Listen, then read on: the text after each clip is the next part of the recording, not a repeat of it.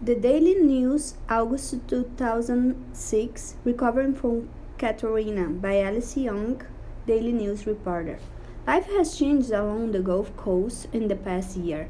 1 year ago, Hurricane Katerina was churning in the warm, moist air of the Gulf of Mexico as a Category 5 storm. This is the strongest and most destructive rating for a hurricane. All along the Gulf Coast, residents were bracing for the impact of the mighty storm. She was now a Category 3 hurricane with winds near 125 miles per hour.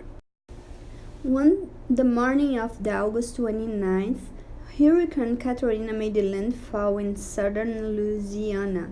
She was now a Category 3 hurricane with winds near 125 miles per hour. She left behind a path of destruction in Louisiana, Mississippi, and Alabama. Damages in New York, Orleans, and along the Gulf Coast totaled $108 billion.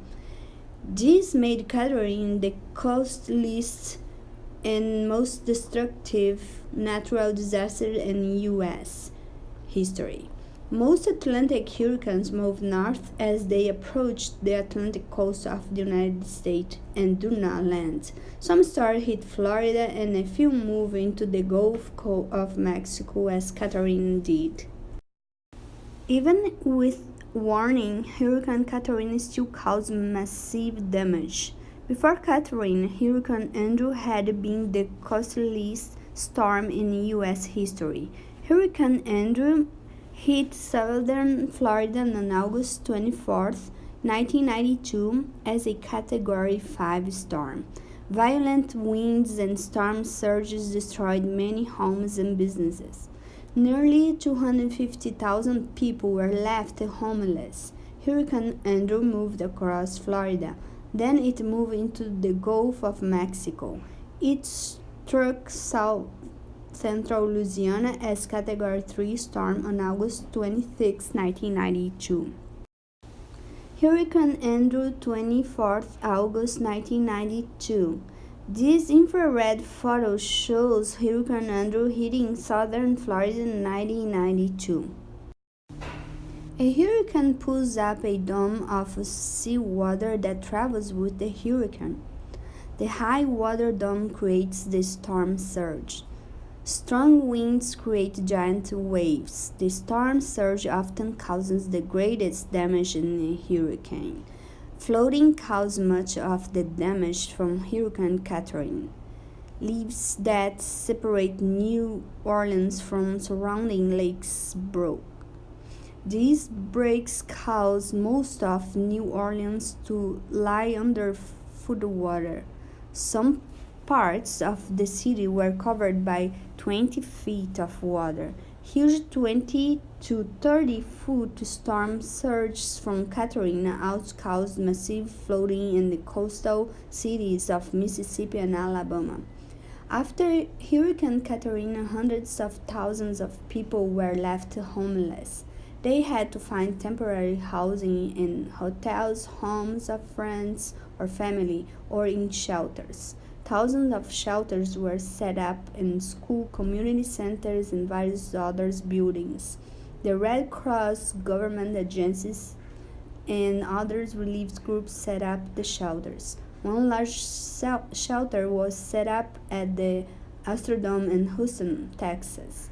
In early September 2005, it housed more than 11,000 hurricane victims. Compare this photograph of New Orleans before Hurricane Katerina with the photograph on the next page. Look for the large brown building in the center of each photo. A year after Hurricane Katerina, many homes and other buildings still need repair.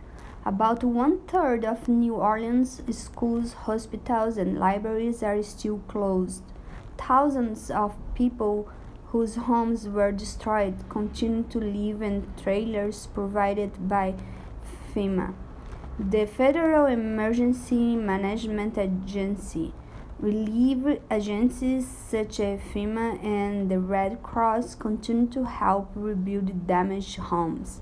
They continue to relocate people whose homes were destroyed. Recovering from such a widespread destruction has been a huge task. Some people have been able to repair or rebuild their homes and businesses during the past year. Many residents have chosen to remain in the region where they grew up. They are determined to rebuild their homes, their communities, and their lives. Recovering from such a widespread destruction has been a huge task. People from all over the United States come together to help rebuilding New Orleans after Hurricane Katerina. The volunteer response to Hurricane Katerina has been the largest in U.S. history. Hundreds of thousands of people across the country have stepped in to help in any way they can. Some come to the Gulf Coast region and volunteer for a weekend. Others stay for months at the time to help in the rebuilding effort. Much has been accomplished in the past year to rebuild the Gulf Coast, yet much remains to be done. Much has been accomplished in the past year to rebuild the Gulf Coast.